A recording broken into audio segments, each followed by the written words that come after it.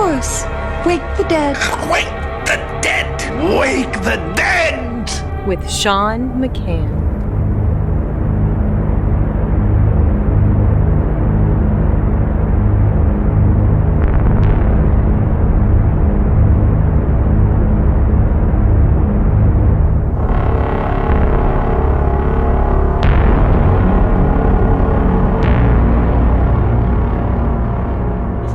Oh my gosh, I just watched Eraserhead for the first time yesterday. Oh, wow. Yeah, dude. Wow, that is an experience. Did you know that Kubrick made everybody watch Eraserhead before they shot The Shining?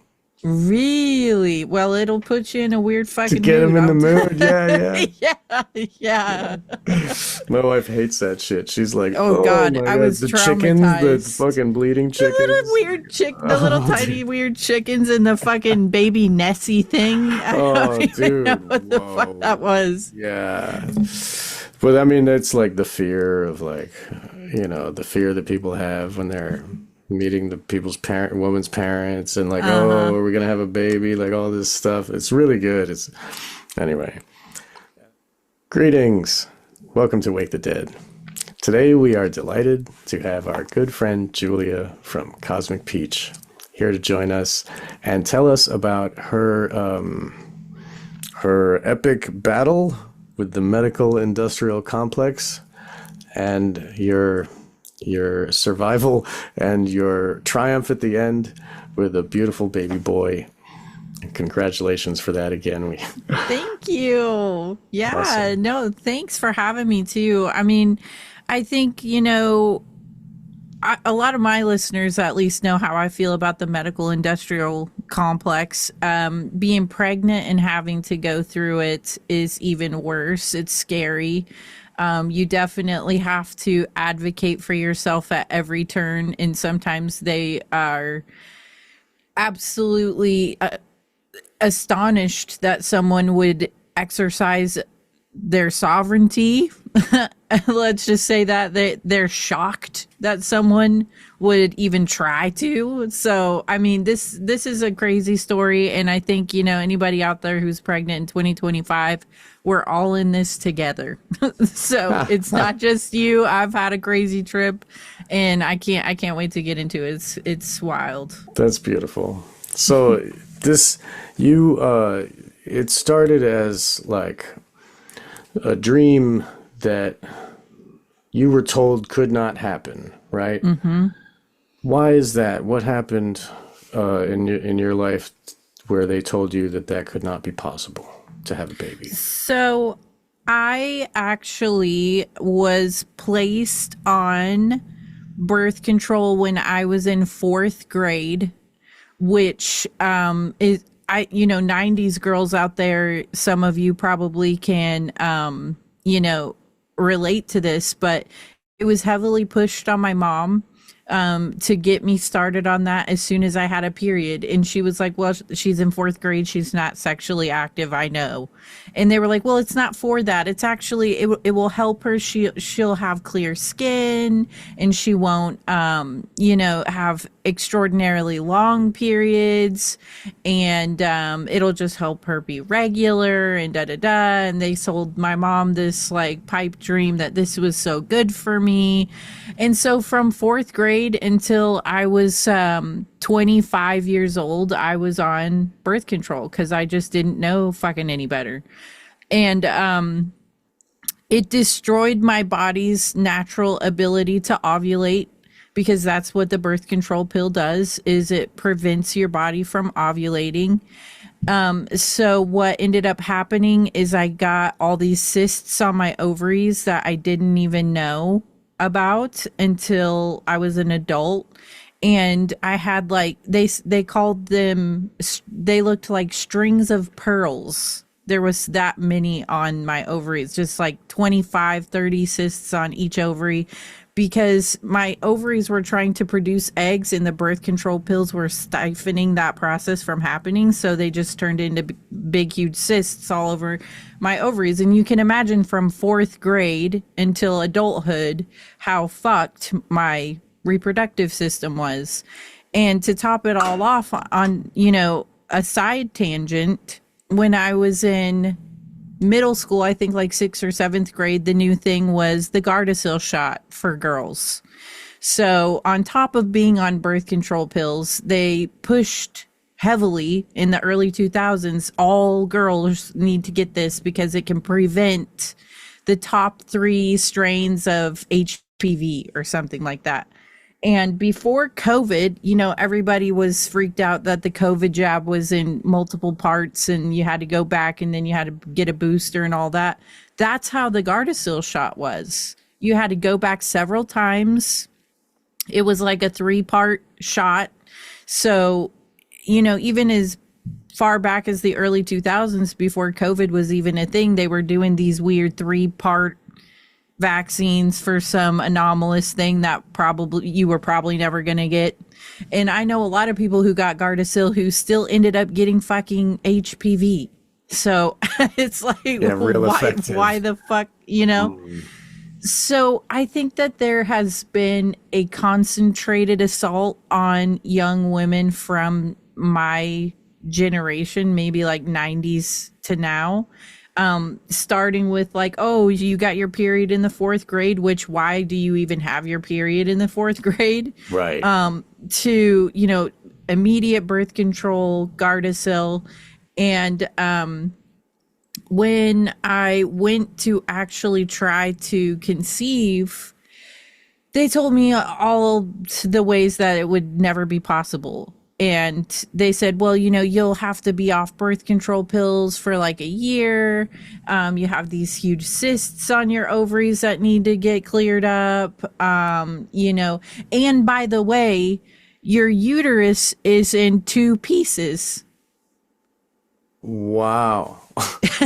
So imagine hearing that. Work? Holy crap. I think with a developing body, and this is just a theory because they say that it has nothing to do with it, but this is my theory. Hang on. It's okay.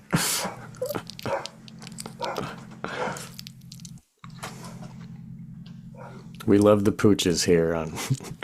We love the pooches. I'm just a fucking zoo WTD. over here. I got That's dogs, great. I got babies, I got cats. Anyways. That's beautiful. That's great. So this is my theory, and they said that it has nothing to do with it, but my body was still developing at the time that I started having a period, right? And they immediately put me on all these hormone blockers. And so my system never got to regulate itself. My uterus obviously was still developing, in my opinion. And it's called, they have 2 names for it. Some doctors have said that I have a didelphys uterus. And some doctors say that I have a septate uterus. But basically, it's when your uterus, it's supposed to be shaped like a bowl almost. Mm-hmm. And mine is in 2 separate pieces. And if I could, I don't even know if I could do a screen share. Anybody who wants to know what it looks like, you can Google it. Yeah, we'll but Google it's basically, it's my uterus is split in half and it's in 2 pieces on top of having ovarian cysts and like can't ovulate and all this. And so what they tell you is, oh, you have a condition. It's called polycystic ovarian syndrome, which is a new name that they invented.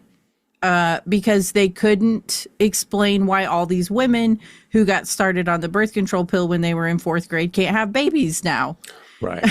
So they had to come up with a name for it, Couldn't right? be the birth control's fault. It had to be some disease that came from yes, nature. Right. So they came up with this name for why this generation of women, and you can talk to anybody. There is such a surge right now of women getting diagnosed with this. It's disgusting.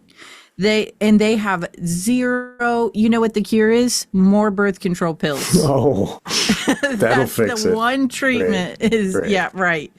The real cure, what they want is to have a baby gestate outside of the mother's womb, so they don't even need a mother altogether. They can have breast milk made in a petri dish. Oh yeah. Yeah, that's what's coming. But anyway, we're talking about you here. Come on, sorry. Well, no, that's the plan because it's like I said, they push so hard. And like as I was getting older and like talking to my friends and shit, it was like, oh, I'm on the pill too. Yeah, my mom got me that too. Oh yeah, I got the Gardasil too. It was like, yeah, it's been pushed on everybody since, I don't know, 2001. Right. So yeah, and they told me the probability of me successfully carrying and conceiving a baby were damn near impossible because of all this shit that was wrong with me. And I did get pregnant once and I did lose that baby. And they were like, well, you have half a uterus and you have all these cysts and you have this and you have that. And I was like, okay, well, I guess I just will give up on this, because after you go through that once, that's not an experience you want to repeat again. Yeah. As badly as you may want a baby, losing them is so hard. It makes you like, it puts you in a dark place where it's like, I want one, but if I have to keep doing this over and over again, I can't. Like, this is horrible. This is awful. So it's almost like, it's like a sacrifice in a way too, because the amount of women that I have found with my condition that loses their babies, it's a staggeringly high statistic. I mean, it's gross. People who have PCOS, their probability of miscarriage is like 60% or something for the first pregnancy. So it's like they've set up a system to where even if you can, by a fucking miracle chance in hell, get pregnant, you probably won't have a baby still. Because of my half a uterus situation or whatever, the first time that I got pregnant, I was around 12 weeks and I started hemorrhaging really bad. And then I had to have an emergency, like, DNC, and it was horrible, and I thought I was gonna die, and I was bleeding out. And they were like, yeah, well, you have this is really common, it affects a lot of women, and it's just something that we should accept because we've shoved birth control pills and Gardasil down everybody's throat for the last 10 years, and we're seeing this more and more every day. Right. And it's like, okay, so it should just be normal, I guess, to right. Trauma is normal. Your trauma that you were experiencing, get over it, it's normal. That's how it made me feel. I was like, so it's normal to get pregnant and almost die. Like, that's okay. So, yeah, all right. These days in the medical industrial complex, right? Yes. Right, yeah. So, because of that experience, my ex-husband and I actually went our separate ways. And I met my current husband, obviously, and moved here, and I was under the impression that it may never happen, and I had just kind of accepted that, and I stopped taking all of the stuff that they told me I should be taking, because they said, having this condition, it's killed your thyroid. And so I was like, all right, so now I have a thyroid condition, I have this, that, and they just kept adding stuff to this list of like, I should just fucking go kill myself. Like, I'm going to have to be hooked up to a machine to live, pretty much. Like, I have no thyroid. I have this. I have that. So I just stopped taking everything.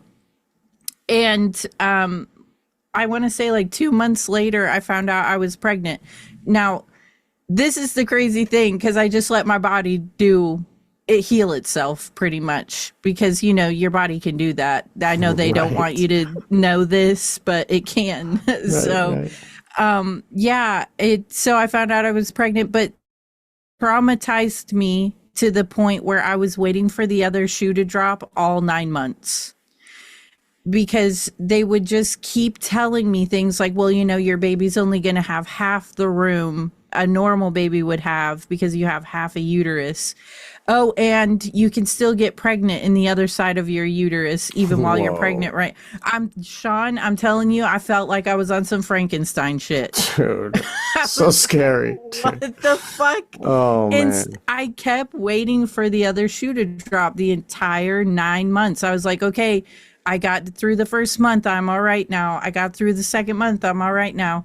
And they kept doing blood work, and they were like, we just, it's so surprising, like, with all this stuff you have wrong with you, it's like going so good. How you doing that? What the heck? Right. Yeah. But they still kept on with, like, you have no thyroid function and you might lose the baby. anything that they could find to say you might lose the baby because you have the, and they would tell me to, oh, your thyroid's still shit, you might lose the baby. And then they were like, you're severely anemic, you might lose the baby.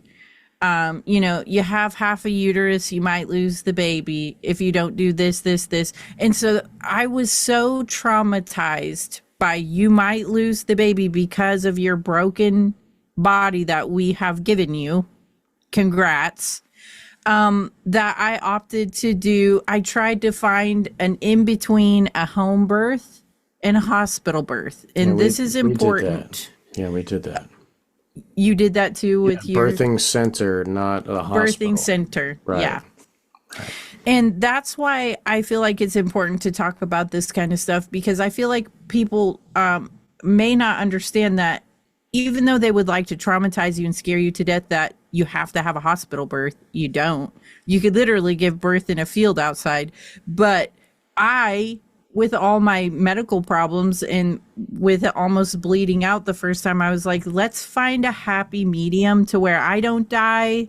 The baby comes out safely, but I don't want to go to a fucking ER. That's for damn sure. Right. So I had a midwife. Oh. Are you still there? Ah, there you are. Yes. You had a midwife. And so you chose it's all right. The computer glitched out, but you're back now. You had a midwife and you were at the birthing center, and continue, please. Yeah, it was a pretty positive experience with the midwife because they're more holistic in nature. They're not really like pill pushers or like, weirdos like that. But when I got so my birth plan was they have this big tub and I was going to do a water birth and it was going to be great and it was going to be but none of that fucking happened. No. Yeah. None of that fucking happened. What happened was, and again, I think it's because I have so many. Good. I can edit later. I was thinking the same. Okay. But I went into labor on his due date, which is a crazy small fraction of babies that actually come on their due date. But I was like, oh my God, he's actually going to come on his due date. And no, I labored at home for like 30 something hours, unmedicated. I wanted to die. It was horrible. It was just not getting me anywhere. I just kept having contractions and nothing was fucking happening. So by the time I got to the birth center, I was like, what drugs are available? I think I'm going to die. And you know how I am. I don't want the drugs. Sure.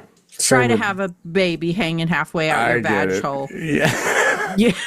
Right. Yeah, you're going to be wanting some fucking drugs. Right. But something I learned, though, is the place that I chose to go to, they give you an epidural, and it is strictly numbing medication that they give you.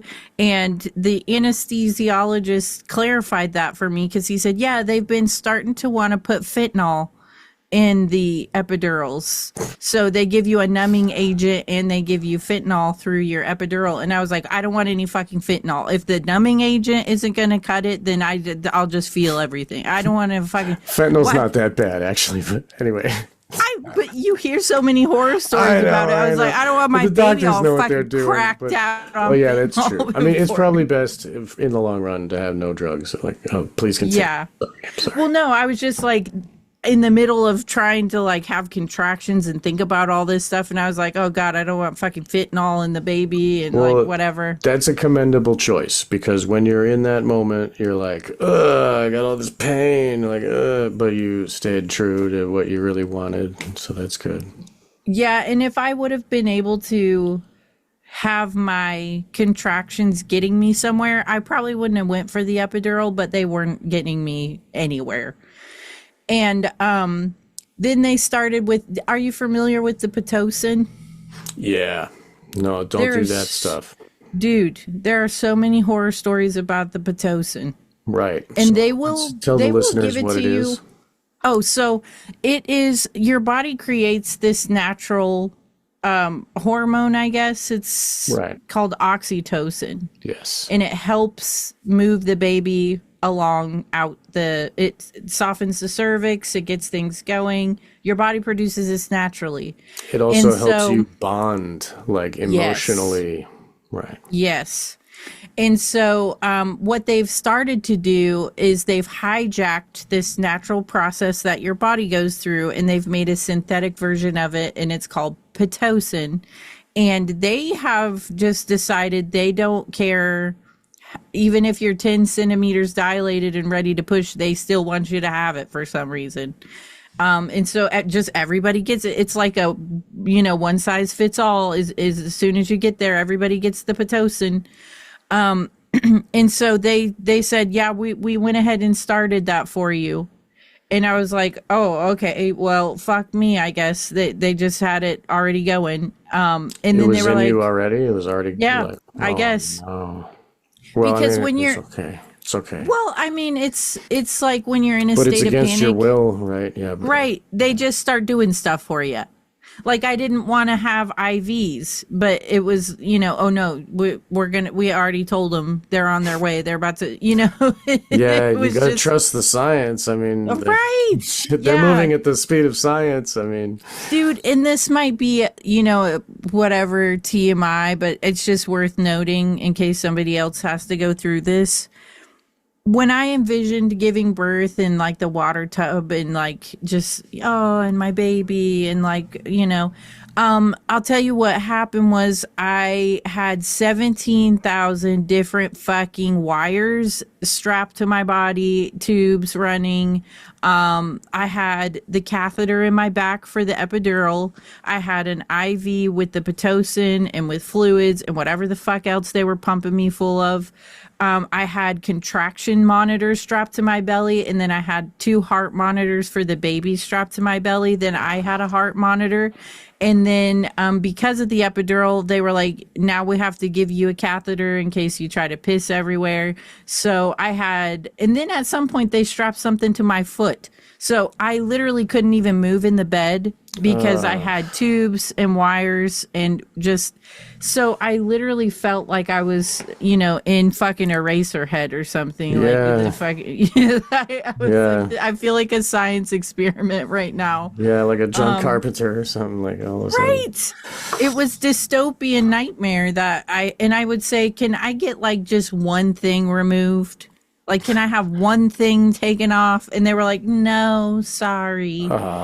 So your will is fully gone. Like they just take over. They do, yeah. Even in this other place. Yes, yeah. And I was shocked because it was supposed, it's supposed to be like the happy medium in between like going to a fucking ER or something Right. and giving birth in a field, which, if you can do the field, you should probably do that or else you're going to get a catheter. Probably best idea. If you can have a nice clean field somewhere, but I mean, Right, best you can yeah. get, like, yeah. Put a blanket down or Right, something. yeah. But yeah, So they had you wired up like you were like RoboCop there. They just had to took your consciousness and strapped it down and yes. And at that point I had been awake for like 40 something hours. right. Because if The contractions. Yeah, you can't sleep through that shit. No. I don't care what anybody says, you're not sleeping through that. Yeah. So by the time the epidural kicked in, I just wanted to take a nap, just wanted to sleep a little bit so I had energy when it was time to start pushing. They came in every fucking 30 minutes, rolling me around. And then, they were like, just so you know, you can't eat now. And I was like, oh, so I'm fucking starving, by the way. Right, yeah. And I said, okay, well, I'm fucking starving, by the way. And they said you can have Jello and you can have like chicken broth or something like that. Yeah, and I was like, have okay, ice cubes like in a you can cup, have right? ice cubes. Yeah, that's going to give me tons of energy for pushing a human out into the world. Right, Jello course. cups and fucking chicken broth and fucking nursing home ice cubes that smell like the fucking plague. I was like, what the fuck? Man, so that's not like, and you're paying these people for this experience. Yes. Jesus. Just wait till I get into it because they were lucky I was in the middle of this ordeal, or they would have got another side of me. I was just trying to survive at that point. Right. So it came time after the Pitocin, which didn't work, and they had to keep upping it and doing surprise, it didn't work like it was supposed to. You know. And so it did come time to push, and his heart rate just started dropping down to like nothing.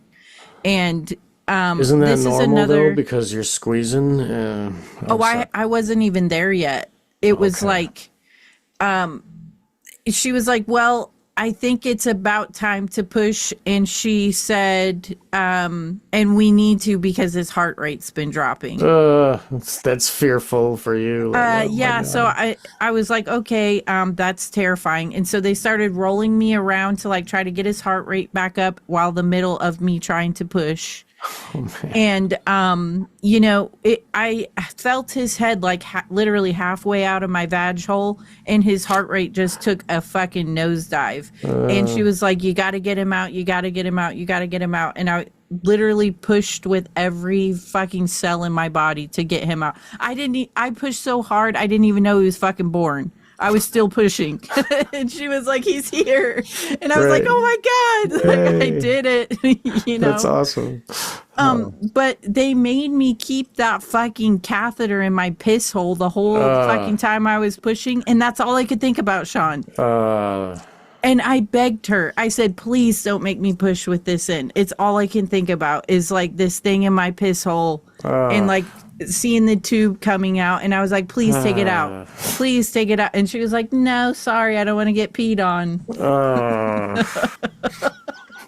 I was like, please, please take it out. They can't have the slightest bit of uncomfort. Like, you can be in total pain, but they can't have a little bit of pee splash on them. That's what I said. I was like, do you see what I'm going through right now? And you're talking about you don't want to get peed on, so I have to get this tube. Like, it was awful. But of course, the moment you see them and they put them on you, it's like, oh, I'd do it 100 more times to have this. That's cool. But I wanted to breastfeed, and they had totally cooked my thyroid.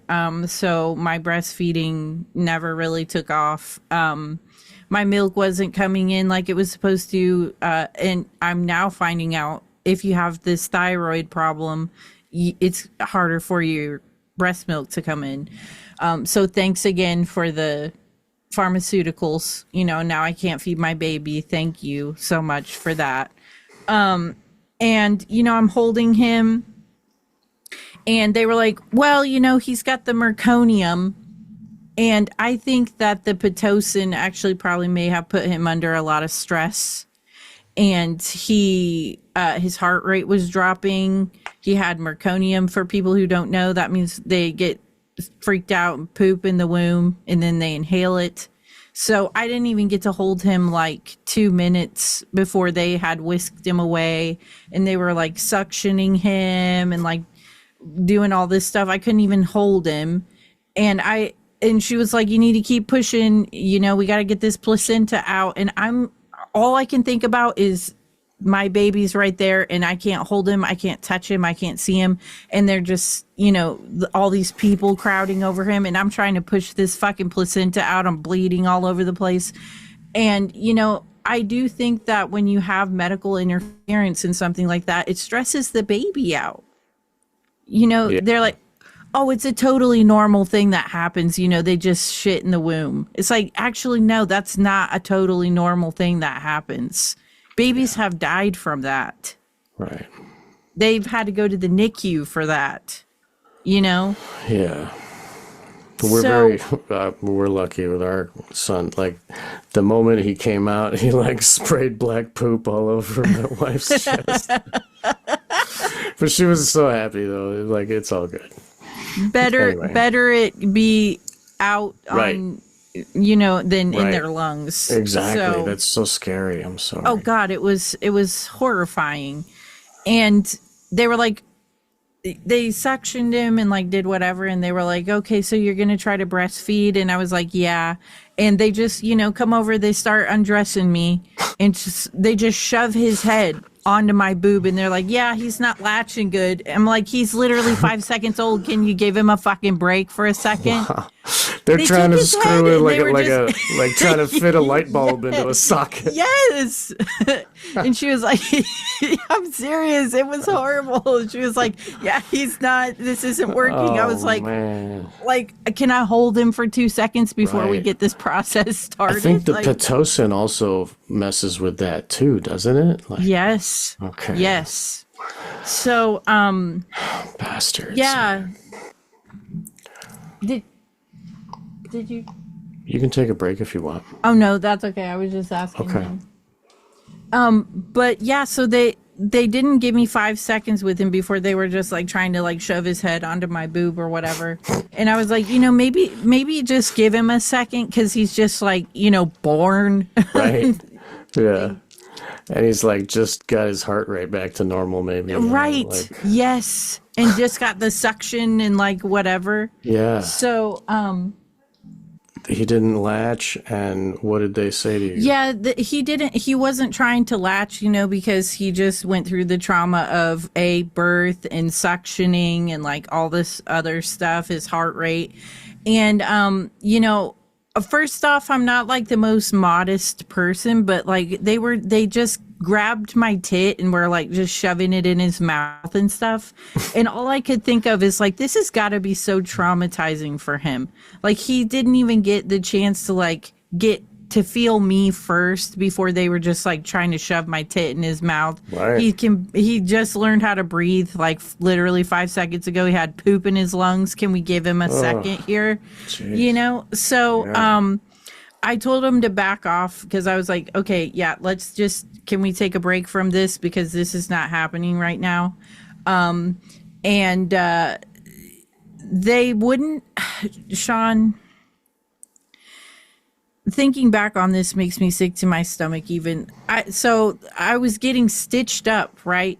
Because, you know, birth. Yeah. And everything hurts. I feel like I've just gotten hit by a truck. I've been sweating for an hour and a half pushing my baby out. I'm covered in, you can guess what, all different type of fluids. And she was like, it's really late, and you can just take a shower tomorrow when I come. She was like, when I come back from my shift tomorrow, I'll get a shower going for you. And she handed me like a wet wipe to go to the bathroom and clean myself up with. And first off, I just got feeling back in the lower half of my body. I can barely walk to the bathroom. Now I can't shower. I have to somehow use a wet wipe to clean myself up after birth. And this is something I found out later. I thought maybe she didn't want me to go to the shower because there were other pregnant women and like they had other stuff to do, or maybe there was somebody else in the shower. I found out the next day that I was the only person in the entire birthing center, and she couldn't find it in her heart to let me take a shower that night, even though I was covered in literally blood and guts and pee and fluids and like placenta juice and like everything. I had to sleep in that overnight. I felt disgusting. I was trying to bond with my baby, and I fucking had sweated and blood, and like she couldn't find it in her fucking heart to let me take a 10-minute shower that night. And we were the only people in the birthing center. I'm sorry to hear that. Well, I mean, it's just like that's how much they care about you in this miracle of life and giving birth. Is like, I would have loved to have been able to take a hot shower that night and like put on some pajamas and just like sleep with my baby. Right. And, you know, I'm in the bathroom trying to clean myself up with a wet wipe. And the nurse comes in, takes my baby away. And she's like, I'll clean him up and get him, you know, swaddle him or whatever. And I was like, I can do that. You know, hello, I just had him 5 seconds ago. I would like to do that for him. And she's over there like putting a little outfit on him or whatever and swaddling him. And then I was like, okay, I got in the bed feeling gross, but I still wanted to hold my baby. And she was like, no, you don't need to sleep with your baby in the bed with you. That's not safety. So she wheeled like the little bassinet over to the side of the bed and put him in it. And I was like, Right.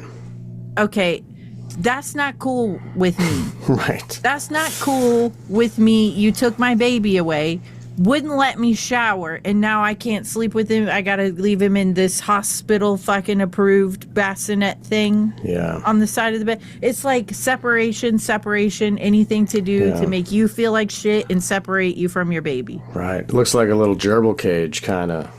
Right. You know, like, yeah. Yeah. Like, why do I want my baby in that? Like, sorry, am I a fucking, like, am I a caveman because I think I should just have a moment with my baby? Well, they think that you're going to just snore and roll over and suffocate your baby.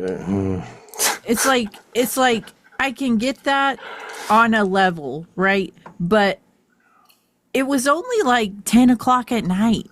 I know. And, you know, but I stay up till like 2 a.m. sometimes. You know what I mean? It was like it wasn't like I was about to just like fall asleep on him. I just wanted to have but it's like they get to decide when you have a moment, even though you just gave birth to him 5 seconds ago. Yeah. Yeah. And after the whole shower debacle, which really pissed me off, and you know, finding out that I was the only woman there, that it would have been easy, like the easiest thing ever for her to go and start a shower for me, and she just didn't feel like it. She didn't come back till like 1 p.m. the next day to let me take a shower. So great. And so I wake up the next morning, I'm even grosser now because I've sweated in my sleep and like whatever, and they come in and they are so adamant that you need to be taking Tylenol and Advil like every couple hours, which, you know, yes, I just had a baby, but I wasn't like hurting to the point where I needed to take ibuprofen and Tylenol every couple hours. And they were so happy to fucking walk in there with their little Dixie cup with the fucking Tylenol and Advil. I even said, like, I don't want this. And they would be like, well, you need it. And as I said, like, fuck you, I don't want it. Dude. With their little fucking cup and their little fucking dancing in there with their Tylenol and ibuprofen. I was like, yeah, I felt like fucking One Flew Over the Cuckoo's Nest. Meds time. I don't want it. I don't even want it. Man. They didn't offer me. I was in there. Okay, so here's where it starts to get really horrible. They said, after you have the baby, we only ask that you stay here for 24 hours for observation. And since we had to do the suction and like whatever, we just want to make sure both of you are okay. Right. And make sure he's not jaundiced or whatever. And right. Those things, yeah. And they said that I had preeclampsia, which I'd never confirmed that, but they said that I had it and my blood pressure was all fucked up. So I agreed for the 24 hours, right? Fine. I'll stay 24 hours. They offered me no food while I was there the entire time. I had Colby. The only thing that was available in the area was Taco Bell. So I've literally just given birth, can't shower, feel like shit, and now I'm eating Taco Bell. They offered me no fucking food the entire time I was there. Wow. And their words, not mine, I was getting princess treatment because I was the only woman in the center. If that's the princess treatment, I don't want to fucking know what the people getting the shit treatment get. Jesus. So the 24 hours quickly turned into 48 hours, turned into, let's just do over the weekend. Wow. And they would never fucking explain to me why they were making me stay longer. He was healthy. I was healthy. Colby was sleeping on like a fucking cot, and like we're literally just trying to survive now. A beautiful moment that could have been fantastic has now turned into a prison sentence. They won't let me out. Wow. I felt trapped in there and still no food. I'm starving, can't get milk because I'm hungry, stressed out, traumatized. And, they wheel the little cart in there and they're like, okay, vaccines. What? And I'm like, so I'm getting treated like complete dog shit, and you roll your fucking vaccine fucking tray in here, and I just lost it at that point. I was seeing red. I couldn't take anything else. I was like, yeah, no vaccines, thank you. And they were like, well, if you're not going to do vaccines, you got to read this brochure, and then you got to sign this paper. You don't have to sign it. If you sign it, then they use it against you in court. Well, go ahead. I'm sorry. Go ahead. Well, no.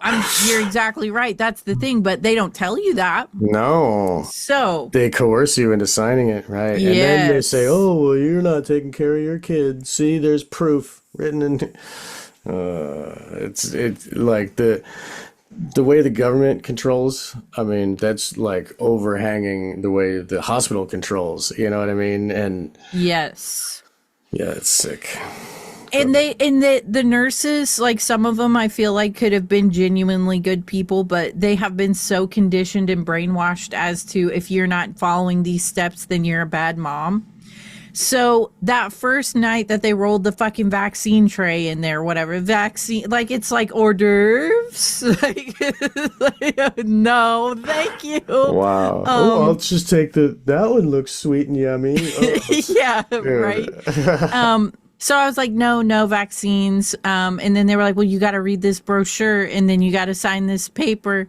And then it was the next thing. Second. I'm sorry, but they don't tell you to read the pamphlet on the vaccines before you do the vaccine. Oh, no. They only tell you to read when you don't want the vaccine. Okay. Yes, that would make so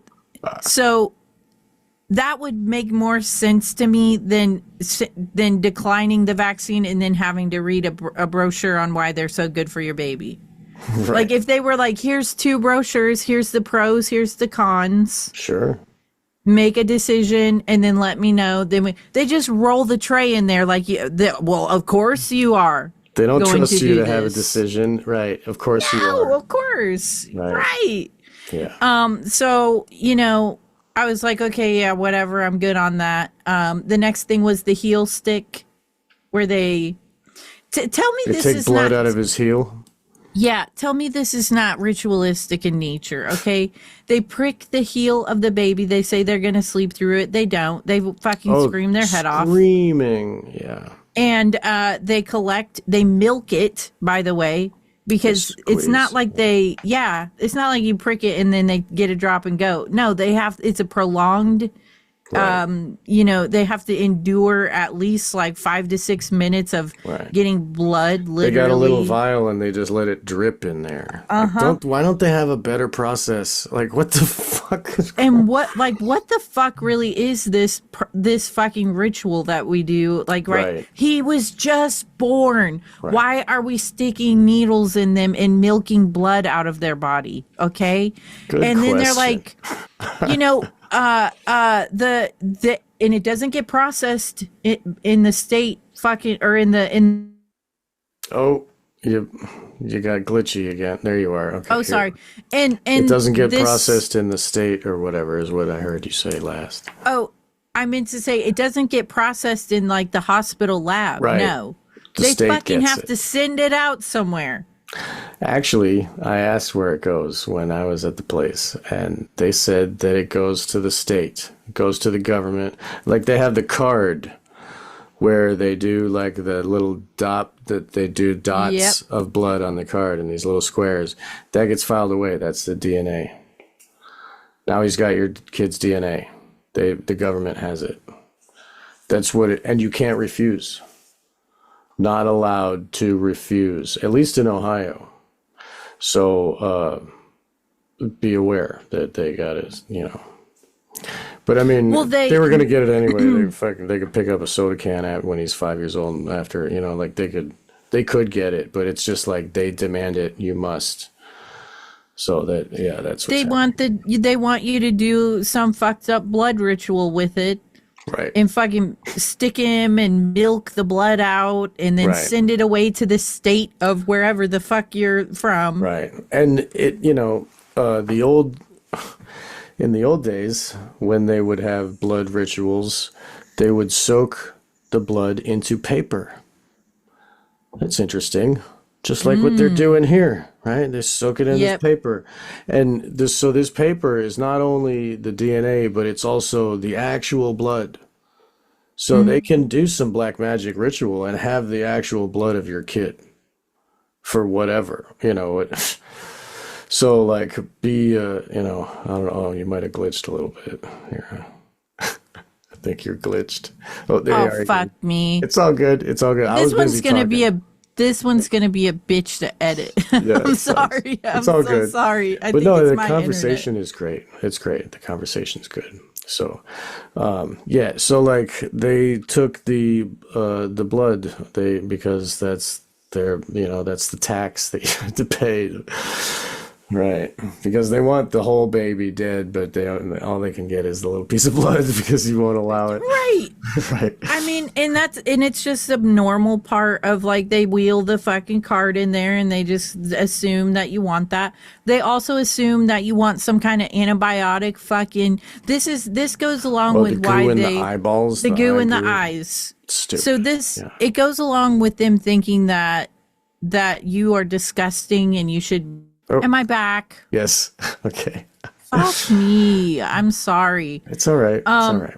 So the goop in the eyes, what is that about? Yeah, it goes along with them making you feel like you're disgusting because it's like your vagina is so disgusting that we need to put antibacterial ointment in your baby's eyes to keep them from getting your nasty vagina juice in their eye. It's That's the opposite. He was in. He was inside my body for 9 months, you fucking assholes. He's part of me. Right. But my nasty vagina is so dirty and disgusting, you got to put antibacterial ointment in his fucking eyeballs the second he comes out. It's satanic, really. So like the truth is your vagina juice has healing natural properties and the baby shouldn't be washed like for a while. First, like, I don't know, 2 weeks or something, he should have that vagina juice on his skin. It's helpful for him to grow and to develop. So they are wrong. Oh, here you are. You're back again. So it's good. It was right after the end of my talk. Did you hear what I said from your end, or you're glitched? I actually switched my Wi-Fi over to my phone, so it'll stop doing that. Okay, so, cool. Just tell me about the eye stuff again. So I was saying that the truth is your vagina juice is healthy and good for the baby. It's supposed to be on the baby's skin, and it's best for a mother not to wash her baby for the first couple weeks because that it helps for their immune system and for their development as a baby, and that's one of the things that when women have C-sections, their baby doesn't get that because it doesn't come through the vaginal canal, and so that's one of the things that's lacking. But so it's good to have the vagina juice on there. They're wrong. They're totally wrong, and it's an inversion of reality. Like your vagina is so disgusting and nasty that your baby's eyes need to be literally filled with antibiotic goopy ointment, fucking Neosporin shit. Probably made from, petroleum jelly out of gasoline refinement. Yes, oh, my vagina's toxic, but the petroleum's not. That you want to squirt in his eyes. Yeah, So- right. It's like the portal of life, and like, oh, it would just squirt some antibacterial. Yeah, I want the Rockefeller special in my baby's eyes the second he comes out. Like, yeah, you're right. You're right. I'm so nasty and gross. I want Right. fucking Rockefeller jelly in his eyes. And So, if you refuse, then you must be such a bad person. a bad mom Right. is what they treated me like. So it started with that because I was like, no ointment in the eyes, no vaccines. Oh, well, now you got to read this booklet. Okay. No heel stick. Oh, well, you got to read this booklet. She talked to me for like 5 minutes straight about the fucking heel prick. Right. Why is it that important that you got to take 5 minutes of my precious time that I just gave birth to listen to your fucking mouth for 5 minutes about the heel stick? Okay. They were going hard at me about vitamin K, and like they sent in the priest. Like, it was at a Roman Catholic birthing center. Like, they were going like for hours trying to hardcore. And I was like, why is it that 6 babies in one hospital in Nashville that died has anything to do with my baby, you know? But they keep going hard. So this is what we're going to talk about here today. Please continue. So, as you mentioned, the vitamin K. This is the point of contention where things started going off the rails because I said no vitamin K, and they decided to regale me on all the ways that my baby could get infected after his circumcision. Oh, that you're obviously going to be doing, right? That I'm obviously going to be doing. Great. That's the only reason if I vitamin don't do K is because the of vitamin circumcision. K. Right. Right. So like they go hand in hand. Vitamin K and circumcision. The vitamin K helps their blood clot, keeps them from bleeding out and dying when they have the circumcision. Yes. So like you could just choose not to cut your baby, but we'll get into that, I guess. Yes. Because, if I'm doing no vax and no ointment and no heel stick, I'm obviously not cutting my baby's penis off. Thank you. So, Or at least half she of the regales flesh of me. his fucking penis. I say you might as well just cut the whole thing off if you're going to go that far. I mean, come on. man, Like I know. you're mutilating it Yes. at that point. Yeah. It's a shell of what it was supposed to be. So, Right. I mean, I know it sounds bad to say cutting my baby's penis off, but you might as well at that point because you've just mangled That it. actually happens many times when women consent to having their babies circumcised. Whoops, the doctor cuts off the internal part of the penis as well as the Oopsie. external. Oh, Whoops. yeah. Didn't And then mean the to kid do has that. to grow up like that. I mean, it's so impersonal too. So the nurse, she's like, well, the vitamin K is this and that. Brought me another brochure and had to fucking go over that with me. And then it's like, I know 5 women who didn't get the vitamin K shot and they couldn't find anybody to circumcise their babies because they didn't get the vitamin K shot. Oh, The fear mongering is real. so scary. What? I'm terrified. Where will I find? Who will, Where- Oh my God, the foreskin is worth thousands to the medical industry, and the doctor will get at least 400 for doing the procedure. And oh, why won't they do this to my baby? Please murderize him. Yeah, sorry. So in the middle of this story that she's telling me about these women she knows that they couldn't even find a doctor to do the circumcision because they didn't get the vitamin K So shot. fake. I said, let me just stop you right there. Huh. Okay. He's not getting circumcised. And she was like, he's not. No, he's not. And she was like looking at Colby like he was going to fucking protest or something. Like, Of course, yeah. right. It's like, are you okay with this? This is awful. She's having her own opinion. She's not allowing us to torture your baby. What? Stop her. Right. Make her Yes. do different. Right, yeah. Yeah, and it's like, so you're just not, like, no. I'm fucking not. Thank you for asking. Wow. I'm fucking not. And just save your stories about the doctors who they couldn't find to do it because of the vitamin K. And it's like they keep in it. Well, you should read this brochure on it. And they bring the brochure. I'm not even shitting you. There was the brochure for everything. It's like you're going to the bank and they're trying to sell you a loan or whatever it is. Here's a brochure for this one, and that's man. So like, okay, so they got you. They are dumbfounded that after all of this, you complying with them and their will upon your baby, all of a sudden they're like, "Whoa, you got some." You're giving pushback.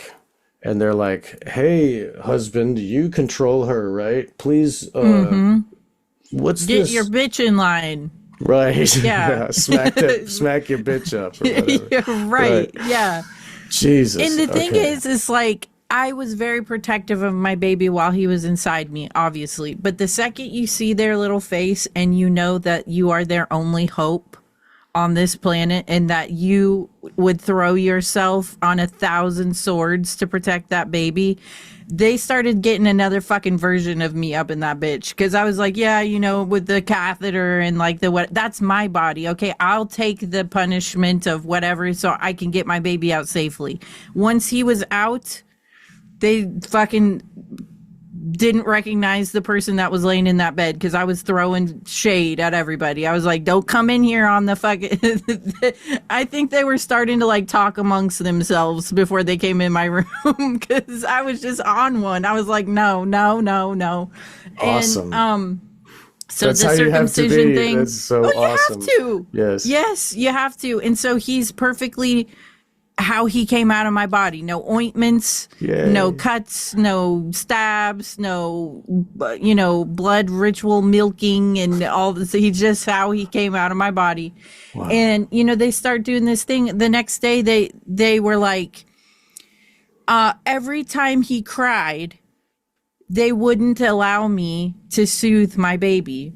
What? Every time he cried, they came into the room and tried to remove him from me. Wow. And they would say, well, have you changed his diaper? Is he hungry? Have you done this? Have you done that? And Colby and I started to look at each other, and it was like, they think because I have not allowed this process to unfold the way that they wanted, that I am a derelict mother.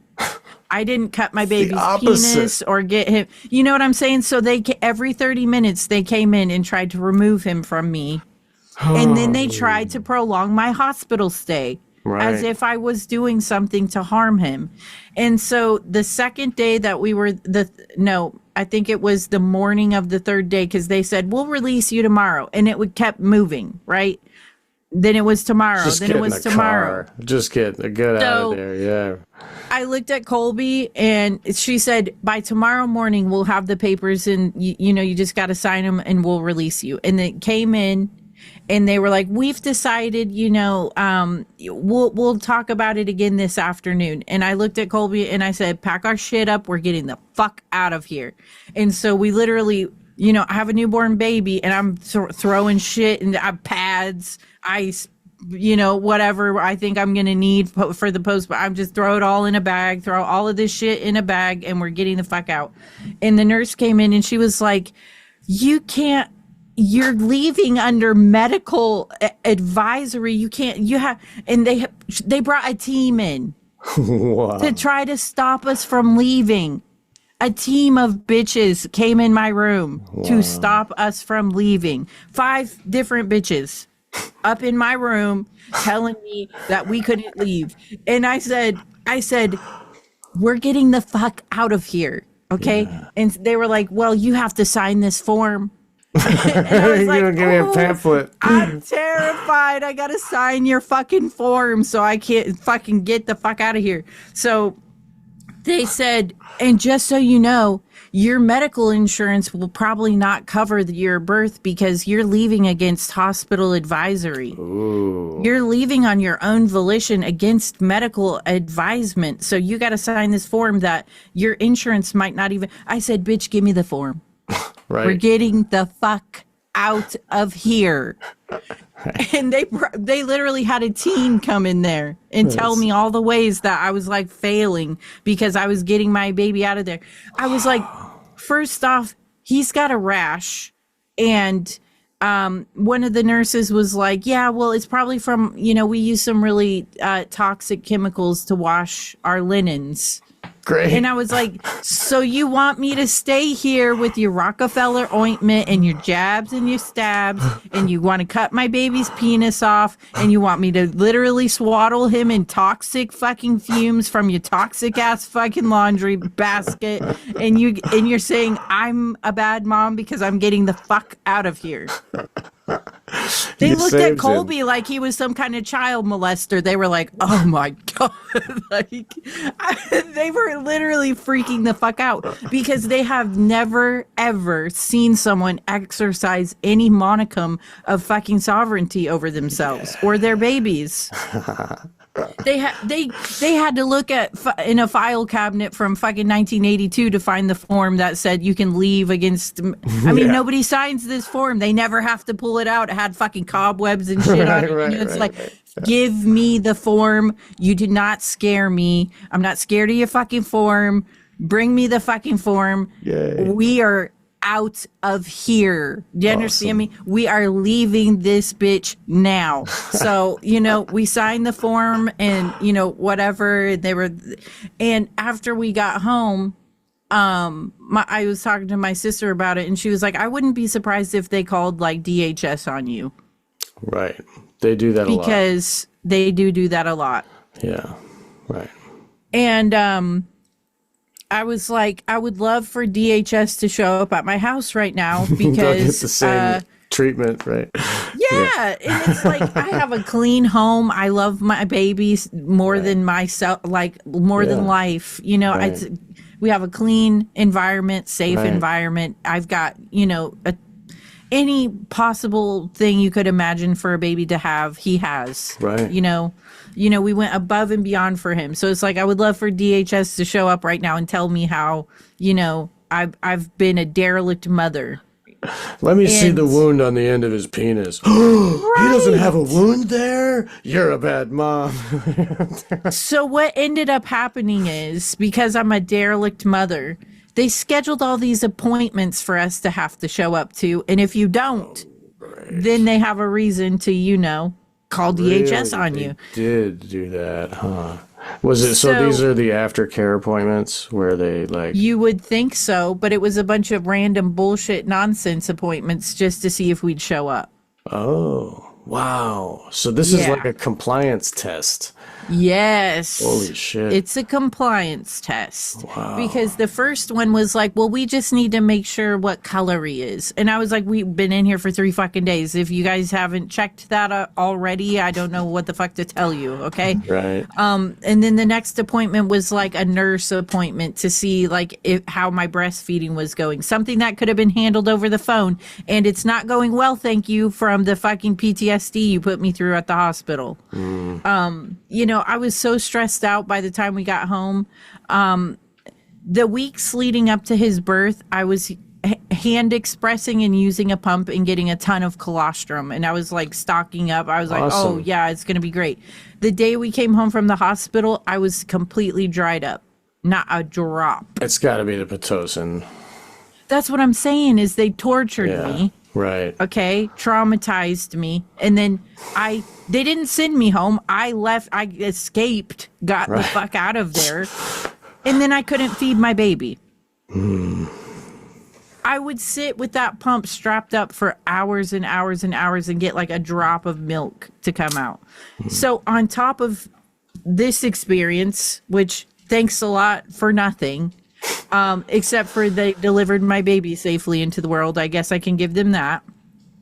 I now have to give him formula, which is not ideal. And I don't need to tell you why you would never want to have your baby exclusively living off formula. I literally just told my mother-in-law like an hour ago, I was like, could I try maybe in a couple months to like get my milk back? Like, I feel guilty. I feel horrible because as a woman, you want your body to be able to produce sustenance for your baby. And so it's just like an ongoing trauma. Think of it this way, though. You actually made the baby, which Right. I mean, not making milk is like one thing, but at least, I mean, before they were like, you can't even make a baby. So, like, Right. you are already ahead of the curve, and like, don't get down on yourself about that kind of thing. It's hard not to. I think it's a natural instinct for women to feel like a failure if they can't feed their baby, because if this was like 1902, my baby would be dead. They do have a mother, like, actually, my mother was she would donate her breast milk to mothers that in your situation, and maybe there's this, or even a wet The nurse. donor milk. Right, donor milk, and like, depending on how fresh, like, they can keep it. I don't know if it's good, but around where you're at, maybe there's other moms that keep milking, and after, like, their babies are weaned, they can still be helpful, and maybe there's a hippie mom out there that'll let your baby. Women who do that are selfless, and I think that they're heroes to other women like me who can't. That's such a selfless act, is to donate sustenance for your own baby to somebody else's baby. Like, that's such a beautiful, wonderful thing. But I mean, I would say, like, throughout my life, I've been traumatized by the medical industrial complex. Since I was a kid, they have done everything they can to assault my reproductive system. And I know that I'm not the only person who has this story. Right. And I think that there are many women out there who may even have an identical story to this. Maybe not the horrible birthing experience of, like, not being able to leave the fucking hospital, but there's probably a lot with that. Yeah, I mean, it's like they try to hold you hostage after you've just had a newborn baby, and it's gross. Like, why? Like, and by the way, I was hungry, pissed off, dude, hadn't showered, and my taint's busted wide open, stitched up, and you guys are holding me hostage in here. Holding my baby hostage. Every 30 minutes they'd come in and try to take him away from me. And they think that this is it's so cut his penis off. Let me take him away from his mom every chance I get. Let's stab him up with stuff, let's do. And if you don't, then it's like, well, your insurance might not even pay for this now because you didn't do exactly. Oh, by the way, they did. So thanks. Good. It's like they just do stuff to make you terrified. Just to fear you into compliance. Yes. Yeah. Right. Because I know when she said that, she thought I was going to say, oh, well, I can't afford. Fuck you. How about that? That's awesome. That's so awesome. They didn't. We were just walking with our bags, and I was just like, bye. Yeah, nice. I'm getting out of here. Good for you. So they gave us a card, and all of the nurses signed it, and they were like, congrats, whatever. And I was like, they must have been like so pissed that they had to give us like this thank you card. Like, just sign this shit. Fuck this lady, get her out of here. Yeah, it's on the bill. I was talking to my husband about it and this experience, and because you would think, like, in a hospital, like in this birthing center situation, that they would want to try to get you out of there. Like, and I've heard that before, that they try just like a turn and burn. You're in there and then they try to get you out. But in my situation, because I was the only woman in there, I think they were trying to milk my fucking insurance. That makes perfect sense. Yeah. Actually, doesn't it, though? Yeah. I'm the only one in there. And I mean, if they can make money out of you, then that's, you're the only one. And so they're just going to, coming in there with their fucking Advil and Tylenol cups every hour on the hour. It's like every Advil is like $1,000, Yeah, exactly. Yeah. That's right. Yeah, you're right. And every overnight stay is even more like, it's and a lot think of about money. this. I didn't do any extracurricular activities to the baby. They got to make money somehow. Right. They didn't get money for the jab. Right. They didn't get money for the ointment. Right. They didn't get money for the cutting my baby's penis off. Right. They didn't or get selling money, the penis that they cut, that, that foreskin is worth a bunch of money. And I made them give me my placenta. Oh, good. We did that too. Yeah, right. That's another big thing that they want to keep. Yeah. I'm right. eating it currently. Oh, nice. So, do you put it in little pills or you make a milkshake yes. or something? Okay, yeah, pills. yeah. But good. They didn't make any fucking money off of me. That's except great. for that I gave birth there. So of course they're wanting me to stay days and days on end. All of the things that they would normally like rake in the cash, right? The ointments and the shots and the procedures and the the strap, all of the monitors that they strap to you, like all that stuff is extra too. Like all of the ultrasounds every 30 minutes or whatever. Mm-hmm. Dude. So they weren't able to capitalize on my hospital stay, and they weren't able to capitalize on my newborn. So they were just trying to keep me in there as long as possible. And it's like, I got to thinking to myself, them trying to force me into taking Advil every couple of minutes and doing this and doing that. And like, I would say, hey, can I get like, can I get a pump so I can try to get some colostrum going so I can feed my baby? All that was money for them. Yeah. And then they would come in there and like take my top off and start trying to milk me like a fucking cow. Maybe they get some weird orderly that works there and is like, oh, now is my chance. Like, I don't need your help for this. Right. Back the fuck off. Right. You were getting colostrum before them, you even went in there. And that's what. Yes. Yeah. Like, all I kept thinking to myself was, if one more motherfucker comes in this room and grabs my tit or tries to touch my baby or make me read a brochure or sign this paper or tell me in all the ways I'm failing because I haven't done this like criteria of things that I'm supposed to be doing. I mean, we literally You're walked scaring all out. the mom listeners out there. You're like scaring all. They're expecting mothers are all like, oh my God. I hope to God this story will prepare you for what they will try if you're not prepared. Right. Because if you just roll in there, it's like what happened to me when I was in labor. Oh, well, we went ahead and started this for you. Oh, we went ahead and we're going to do this for you. Oh, by the way, we don't want you to pee on us, so here's a catheter to roll over. Here we go, jam. It's like you have to prepare yourself to know where your line in the sand is, basically. Right. Because when you're in that much pain, I'm telling you, it's hard to think straight. Right. It's like your brain is swollen and decision making goes out the fucking window. Yeah. So after he was born, though, and I had the constitution to start fucking making better decisions, they were, I'm sure they were not happy with me because everything was an argument and everything was, the lady with the fucking stories about how I wasn't gonna be able to find somebody to circumcise him, and it's like, just shut up. Stop talking, please.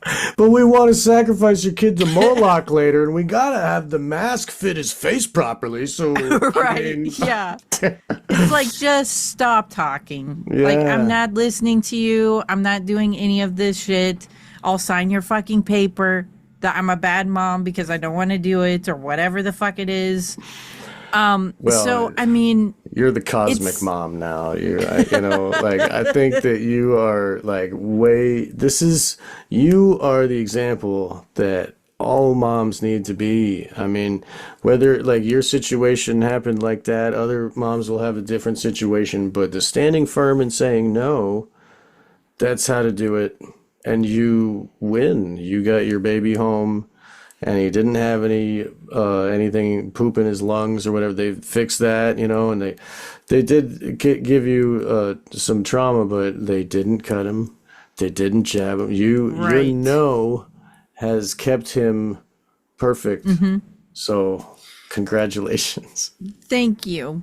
And I will say that they will make you feel, they'll gang up on you Yeah. They'll send like 3 different nurses in there to tell you like why it's so important. And like even when we went back to his pediatrician to like do the follow-up appointment, they will still regale you on why you need to be doing like XYZ and how like if you don't, then you know, blah blah blah. The only reasons they can give me for cutting his penis off is that it's cosmetic. Oh, it looks better. It looks better. And then they look over at Dad and say, "What? She doesn't think it looks better?" Right. It's like, so okay, messed up, dude. Why is would there you anything care? else? It's your kid's penis. Why would your preference of penises come into your decision of like, oh, maybe I can imagine his little penis being hard and what it's going to look like and what it's going Like, to why be the doing. Like, what the fuck? Yeah, exactly. So, you know, on top of all this, and if you know, if she listens to this, then my bad. I'm saying this with love, but I called my sister and, you know, we were FaceTiming or whatever. And I was trying to explain to her like how horrible our hospital stay was. And I was like, and I didn't get him circumcised. And then this lady had to tell me like 5 stories about why and this. And I had to sign a paper. And she was like, you didn't get him circumcised. And then I had to hear it from her ass.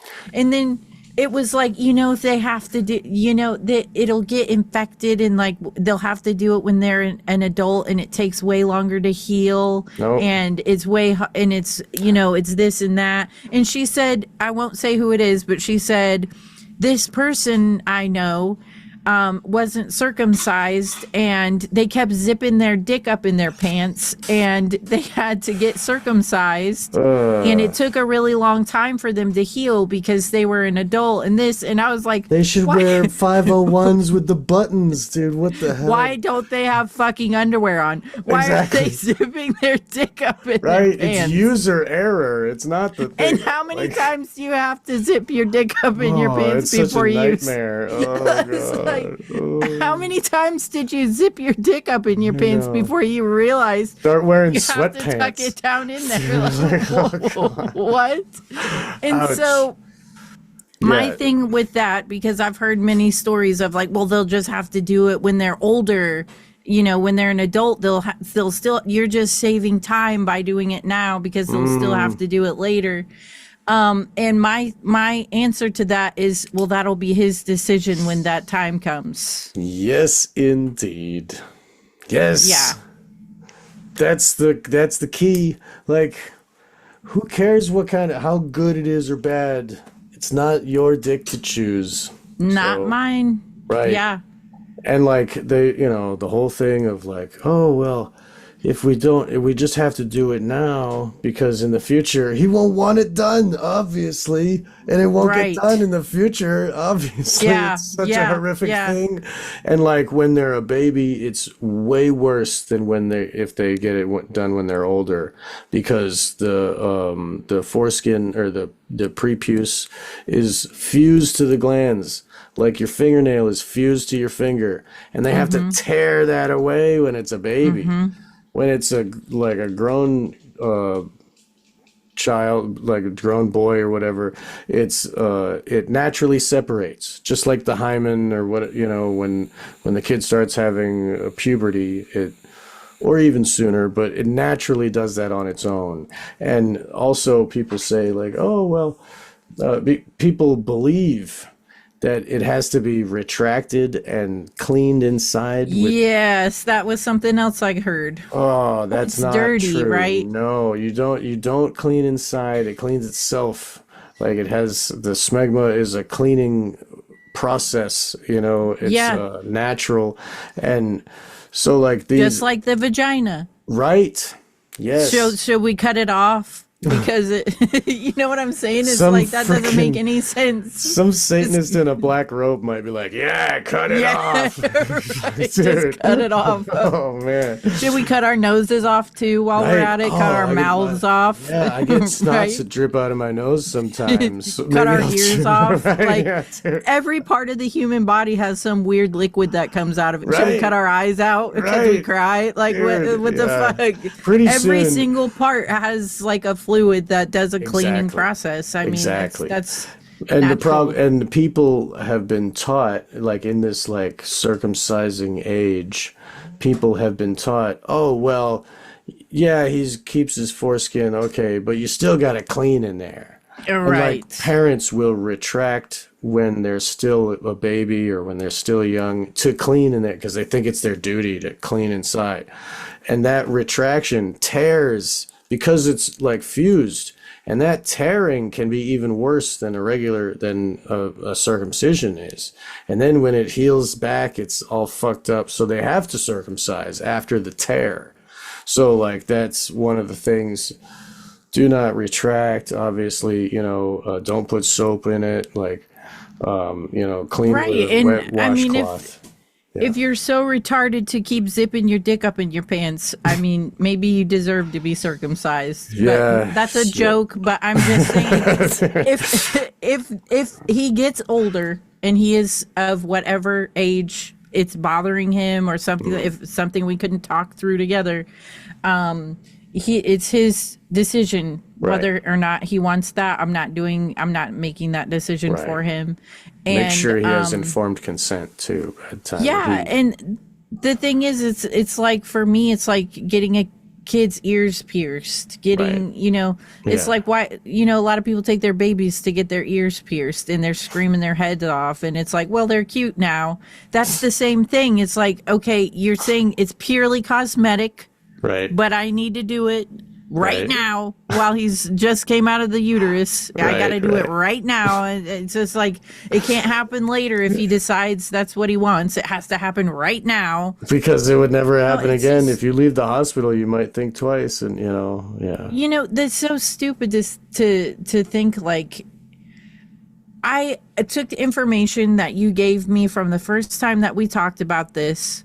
We watched videos of moms talking about changing their baby's diaper Yeah. when they're oh. freshly circumcised. That was so grotesque to me that I couldn't even. Then we listened about that mom that was like, my baby was like this. I took him in, and it was like I betrayed him.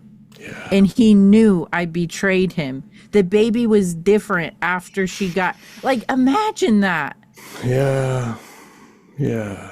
And so for me, and then like I went and, as any conspiracy theorist does, did my own research on it. And it's like, this does not need to fucking happen. But they will regale you at the hospital about all the oh, well, my friend and she and the vitamin K. It's like, first off, no to all of everything you just said. Like, think about having to inject your baby with a synthetic substance to clot his blood, because when you do this procedure, the likelihood of him bleeding out is so high that you have to get this vitamin K injection. Yeah. And even when you get the vitamin K, they still bleed out. I mean, Right. the diaper is like full of blood. Like they don't have that much blood in their little baby body. And these babies just like sudden infant death syndrome that's because circumcision, like, I mean, all of this is like, people don't want to just, come under the rug. We don't see it. No. Let me read you something. Let me just read Please. you something. All right. Yeah. As it is newly November, this still applies because this is a recent thing that I came across. It says October is Sudden Infant Death Syndrome Awareness Month. They get their own Sweet. month. Nice. Like, fucking Pride Month. Great. I wonder if there's a Did flag. you know? This is Did you know? 62.7% of sudden infant death syndrome cases occur within 3 days of vaccination. 89.6% of sudden infant death syndrome happens within 7 days of vaccination. 97% of all sudden infant death syndrome cases occur within 10 days of vaccination. 97% Right. occurs within 10 days of vaccination. That goes along with what for boys?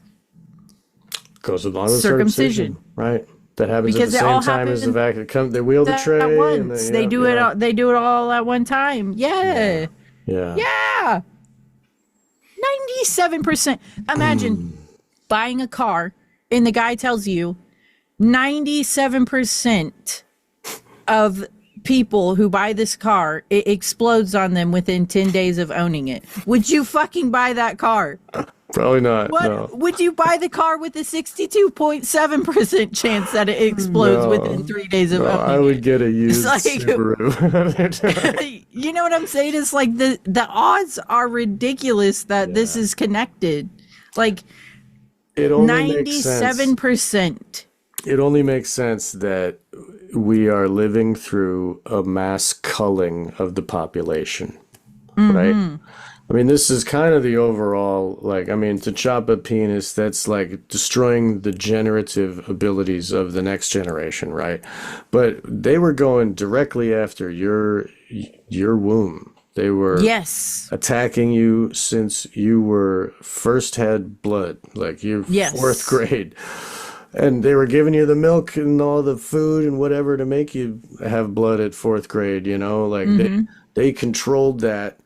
Your whole, like, and they were like, nope, this one's not having a baby. You know? We don't need any more of this kind of person. Just Well, and then as you get older into like high school and you realize all the girls your age were put on that. Yeah. Like it's like a All generation of women. Right. And so it's a concentrated assault. And to go after the womb in this way with young girls, and going to fourth grade and having to learn how to change your pad and stuff, it's embarrassing because like you're like, what the fuck is this? You're still a baby kind of in fourth grade. I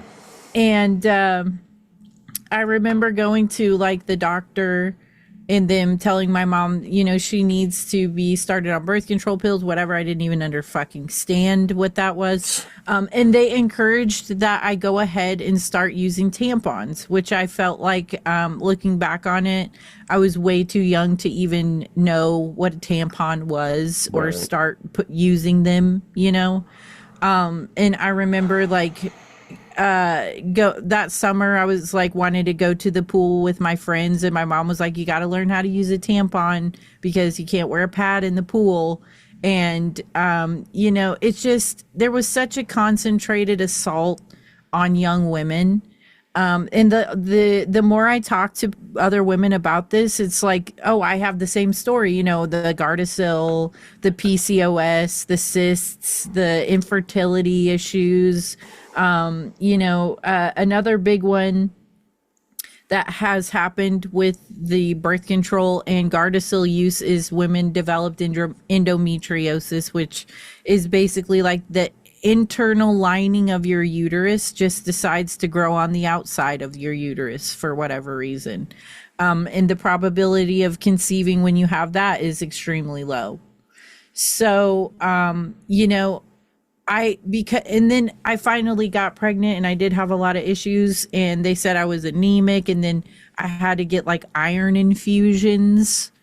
And so it's like the health of women has been severely impacted. I think it's been, like I said, like a total assault on women.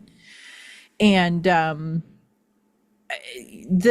breastfeeding thing too, it's like it's becoming more and more common for women to not even be able to do it at all, even if they want to, like me. And I'm sure I have like the best formula I could find, but it's still formula, and I would rather not, for sure. But I think the way that they attack boys and the way that they attack girls, and now it's like transing. And when I took him to his first appointment, they made me check these boxes. Does your baby identify as a boy or girl? Does your baby and I read it to my husband. I was like, it's asking me if our newborn identifies as a boy, or do I identify my baby as a boy? It's like, is this like, it's literally, like I said, some kind of dystopian nightmare where it's like now we call them theybies instead of babies, because it's like, they haven't decided what their gender is yet. They have a new form in Massachusetts, I think they're using it, where it's not mother, father, it's parent 1, parent 2, and they can have a list of like 6 people. Oh, fabulous. It's like, what is going on? That's totally natural, didn't you know? Yeah, right. Yeah. So, like, I mean, it's like we're being turned into the Borg. Like, I don't know if you watched Star Trek in the old days, that big black cube, like, yeah. These people with wires all, like, just like you, when you're strapped down in the bed, like, fucking wires everywhere. You're like, I am 3 love of 5. Yeah, dude. Yeah, that's it. They want you to be sterile, become a robot, and do what they say, right? Mm-hmm. And they want to control your reproduction completely. Like, it is sick. I mean, it is a death cult. And birth is the opposite of what they want in this world. So, of course, they're attacking you at every turn. I mean, every thought you have, they're going to be like, that's wrong. You're a bad mother. Like, they're going to give you shame and fear and, like, threaten your finances. Like, and then basically just strap you down while you're having trauma, like, the pain of, like, contractions and shit. They're like, childbirth, literally. Right. Jesus Christ. Well, the thing too is, like, when we walked out of there and we were just like, fuck you, bye, the look of pure shock and astonishment on their faces, clutching their pearls. Yeah, they were absolutely mortified that we would have just gotten like, hello, I don't live here. I don't fucking know you. I don't want to be here anymore. Bye. They don't understand that you could be a sovereign person and take you and your baby and get the fuck out. It's like, we own this baby. Right. What do you mean? You can't just take this baby and go. Yeah, I can. Watch me walk out the fucking door with it. Right. I'll sign your form. Ooh, I'm so scared of your form. I'm terrified. Like, what? Dude, they think that scares people. That, I don't want to sign anything. I don't want to, you're scaring me. Fuck you. Right. How about that? I mean, it's just like. I love that your voice is on my show saying that, because really that is the pure essence of what a real mom does. Like, it's not just dad who protects. Right. And like you said before, like, you're his only hope, right? He can't speak or help himself. Like, you have to protect his penis. You have to protect his bloodstream and all the other things, his eyeballs. And you know what I'm saying? Like, you had to be vigilant and say, no, and be sure they weren't already doing it. Some mothers. It's really like, it's protecting his spirit. Right. Because, I can only do so much for his physical body, because things are going to happen. When we brought him home from the hospital, we couldn't get the formula right, and he was gassy, and he was this, and he was uncomfortable, and you want to be able to help him, but you can only do so much. And we tried to, but I can protect his spirit. I can, you did protect his body. I mean, legit. Yes, I did. Right. I did. But I think it's a spiritual thing to allow your baby to remain completely intact, how it came out of your body. I think, I constantly think back to that mom who said, when I took my baby, I got him back, he was absolutely a different child, and he knew I betrayed him. That stuck with me. I will never forget that. I can't imagine what that would feel like, to look in the eyes of your newborn baby and know that you've betrayed them. Right. I think it's a spiritual thing, and I can only do so much if his tummy hurts or like whatever that's going to happen, but I can 100% protect him from getting stabbed and cut on and jabbed, and they want to fill your baby up with like toxic shit and cut their stuff. It's like that you can absolutely prevent. We can. It's so easy. Just say words. And the word is real simple. It's only 2 letters. No. Right? It's so, it's like, God, I just want people, because compliance is so easy for people. They're trained into it their whole life. They go to school. Okay, I'm going to do what you say. Yes, I'll do it. Okay, I must do what you say. Right? Oh, okay.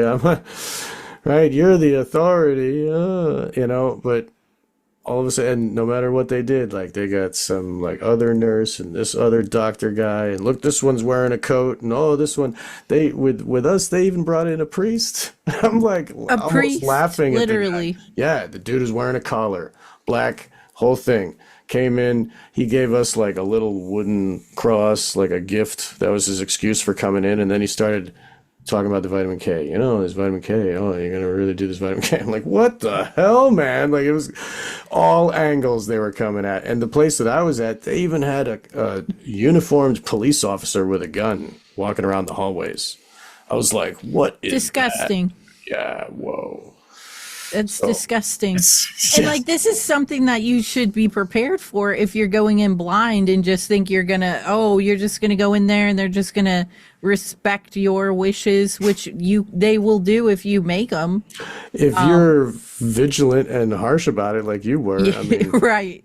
But they're not just gonna be like fucking Mr. Rogers about it. They're gonna make you feel like you're a piece of trash because you didn't, do all this stuff. And it's just like, I love my mom and I feel like she was like the ultimate mom in the grand scheme of things, but she was pressured into thinking that she was doing something good for me, right, by consenting to whatever the fuck this stuff was. And it's like, Gardasil is known to cause infertility issues now. Now we know. But back then, it was like, oh, we're doing this great thing for young women by preventing HPV and doing whatever. And, years later, we're finding out that it does absolutely the opposite. It just makes you sterile and it makes you have all the fucked up issues and you can still get HPV. Right. And it's like, what was, Right. What was it? What was it that... It was a eugenics operation, really. Yes, that's what I'm saying, that's the Sean. real, it's like, now we find out what it really was. Right. It wasn't about HPV shit. No. Fucking, it never and was. That's like a boogeyman too. Like, who knows what that whole thing is? Like, is it a fungus? Is it a what? Like they don't even know. Like, but I mean, maybe I don't know, but maybe I shouldn't be speaking on that. But in any case, it is a death cult that is like, it's a global death cult that gets filtered down through the governments, and then under them is the hospitals, and under them is the birthing center, and under them is your midwife. And it's a midwife. Oh, like, just like if I was at, in some little cottage in, in the 1800s, I got a midwife. We'll just braid each other's pussy hair and like fucking grow up. That's what they want you to think. Right. Yeah. But in the meantime, they want to fucking take your placenta and sell that shit. They want to take your everything and sell it and fucking black market everything. And I mean, they couldn't take the little baby out of your womb before he was born and sell those parts. I mean, so they're going to sell what they can. Like, it's like a chop shop at a bunch of criminals. Okay, calm down a little bit. That's exactly, that's exactly how I feel about it. And like, going through that process, it was just like, you talk about stuff on your show and you try to like inform people and you try to yourself be informed on like the possibilities of stuff happening. But when you're going through it, you're like, all this is so real. Yeah. Like, this isn't just like a podcast episode where we kind of like go back and forth and we agree and understand that these things are real. Right. But when you're in the middle of it and you're having to look these crazy assholes in the eye with their fucking brochures and their forms and shit, and they're like looking down on you, and the pressure is on for you to like walk how you talk Right. Like that's literally how I felt. I was like, all this stuff that we always talk about, and here I am, fucking. They think I'm a derelict mother because I don't want to stay in the hospital starving with no shower and let them cut parts off my baby. And then you go home and you're like, oh, I hope they don't call DHS on me. Like that should be the last thing on your mind when you just brought a new Right. baby home. Right. Is like, oh, I hope they don't think I'm they need to do a home visit because it's gross. It's just like every encounter with the cop, like, oh no, I hope they don't put me in jail. Like, it's like, just because you're encountering the government for any reason, you have to be afraid. Right. Like they got your name now. Oh God, like they got papers Yes. now, dude. Yeah. Like I'm just like, I'm so glad that you spoke about this on your show and you like had all of these like, you had these thoughts before the moment, and then when the moment arrived, you stayed true to your principles and you fought them and you win. Like, like, I mean, this is such a victory podcast. I'm so glad to hear this story. Thank you. This is great. Can you tell us what please tell me, talk, go ahead. Well, no, I was just going to say, I hope this inspires and also informs, because the second time that we had this conversation, it was because I was talking to someone and they were, oh, I'm going to, circumcise my son. And I was like, have you listened to this episode I did? It was the first time we talked to each other. And I was like, I guess we need to redo this episode because it's been a while. And I guess they, can't take 5 minutes to scroll down to the bottom of my feed or whatever. So I was like, let's just do a new one. It'll be at the top of the feed. The new one was this is great. Important. Holy yes, shit. It was. Dude, and the we covered a lot. video, we even showed the video of the baby screaming like, oh God. It's disgusting. It's blood curdling. And it's like I said, every time we have this conversation, I like reinvigorated as to how disgusting it is that people even do it. But I'm glad you're talking about it on a big show too. I don't want to Oh yeah, hopefully it's still gonna happen. say This should be this Wednesday. Yeah. right. I don't want to say what it is, but I'm excited for you to be able to go, because you're literally the only person I ever met who talks about it. Thank you. So Right. Well, I mean, congrats. I think that's an awesome topic to be able to cover. It is. I mean, it's awesome topic. I don't know. It's a scary topic, but it's something that is so important, and it's like it is. And I will continue to talk about it. Like it affected me, and I am changed now. And like, if I can help others to not be damaged. You know what I mean? If I care for others, so I'm going to keep, I could just be like, I hate myself and my broken dick. I'm just going to go do drugs and die or whatever shit. I got this, people are listening, I got a voice. And so I'm glad to be here talking about it. Like, if people are daring enough to listen to the truth, then I will put it in their ear for sure. And thank you for 100. Yeah. Thank you for bringing this to our audience to speak from your perspective, and as the mom, the strong mom, to say no. That is very important, and I'm glad that we have that captured on my show for anybody to listen to now for in the future. And mothers that are thinking, should I circumcise, and like their husband wants it done, and like the society thinks it's good, and all of this. Do some, when they're doing please, I hope that they're doing their due diligence and looking into their research and, learning and doing their own research. They might come across these videos, and these are here free for, for anybody to hear and listen to. And hopefully this will help them to make a proper decision. We already told them what the answer is. There's only one answer for circumcision, at least, is no. because it's not your dick, and you can't chop some dude's dick walking down the street. He might not like that, so don't do it to your baby. You know what I'm saying? Right. Yeah. Yeah. So, and And if you keep zipping it up in your pants, fuck you. I don't know what to say. it's your problem. Get some buttonfly jeans. Like, wow. Right. What the hell? Cutting is not the answer. Right? Yeah, dude. Yeah.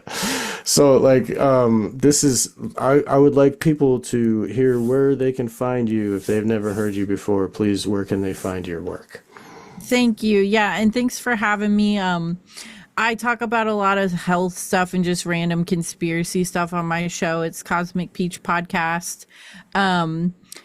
Yeah, I do natural healthcare stuff every now and again, but I do enjoy joining with you, like with William Ramsey, and we talked about John Bonet, and I like to cover a wide range of conspiracy stuff. It's not just health stuff, but that is part of the conspiracy. They want to cut your dick off, and remove your uterus if they can. Right.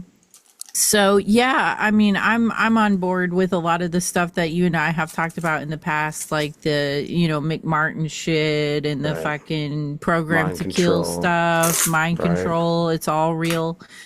So that's what I cover on my show, and we talk about Stanley Kubrick all the time. It's always interesting. So. Yes, my listeners will love your show, that's for sure. And you've got a fun, fresh attitude that is, it's refreshing for my ears. I listen to your show, and I'm glad that you're out there doing it. So that's wonderful. And all your links will be below, so the listeners can come and find you. And we hope to hear from you again soon. If you ever have any more stories you want to bring to our ears, we're happy to hear that. So Absolutely. Thank you. Awesome. Wonderful. Thank you for being here, and thank you, listeners, for listening. We'll see you next time.